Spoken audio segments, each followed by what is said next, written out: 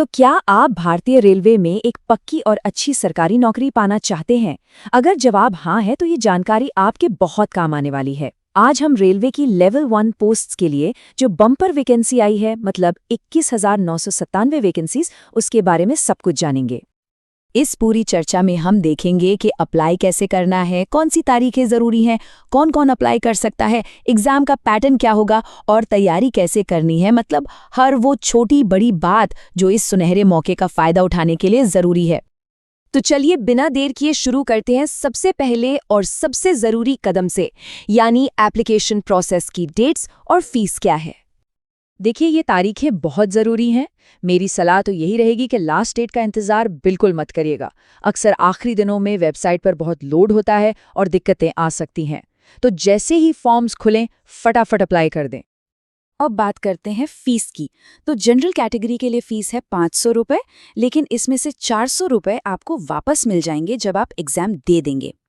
और जो आरक्षित श्रेणी के उम्मीदवार हैं, उनके लिए फीस सिर्फ 250 रुपये है और ये पूरी की पूरी रकम एग्जाम देने के बाद वापस आ जाएगी। तो फीस की चिंता ज़्यादा नहीं करनी है।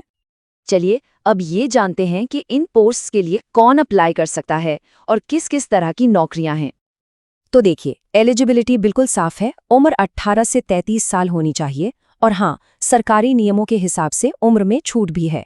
एजुकेशन की बात करें तो 10वीं पास, ITI या एक्ट अप्रेंटिसशिप, इनमें से कुछ भी चलेगा। लेकिन एक बहुत ज़रूरी बात, अगर आपका रिजल्ट अभी आया नहीं है, मतलब पेंडिंग है, तो आप अप्लाई नहीं कर पाएंगे।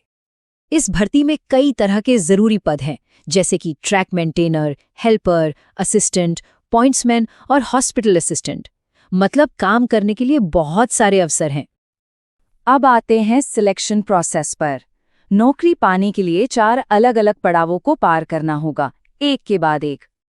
ये रहे वो 4 कदम। सबसे पहले कंप्यूटर पर एक टेस्ट होगा, यानी CBT। उसे पास करने के बाद फिजिकल टेस्ट होगा, फिर आपके डॉक्यूमेंट्स चेक होंगे और आखिर में मेडिकल एग्जामिनेशन। ये है आपका पूरा रोड मैप। इन सब में जो सबसे अहम पड़ाव है वो है कंप्यूटर बेस्ड टेस्ट, यानी CBT, क्योंकि आपकी फाइनल मेरिट लिस्ट इसी के आधार पर बनेगी। तो सवाल ये उठता है कि आखिर ये CBT होता कैसा है, इसमें क्या पूछा जाता है। चलिए इसके पैटर्न को जरा करीब से देखते हैं। तो ये रहा पूरा हिसाब किताब। कुल 100 सवाल होंगे और टाइम मिलेगा 90 मिनट का। यहाँ सबसे ध्यान देने वाली बात है नेगेटिव मार्किंग। हर एक गलत जवाब पर आपका 1/3 नंबर कट जाएगा।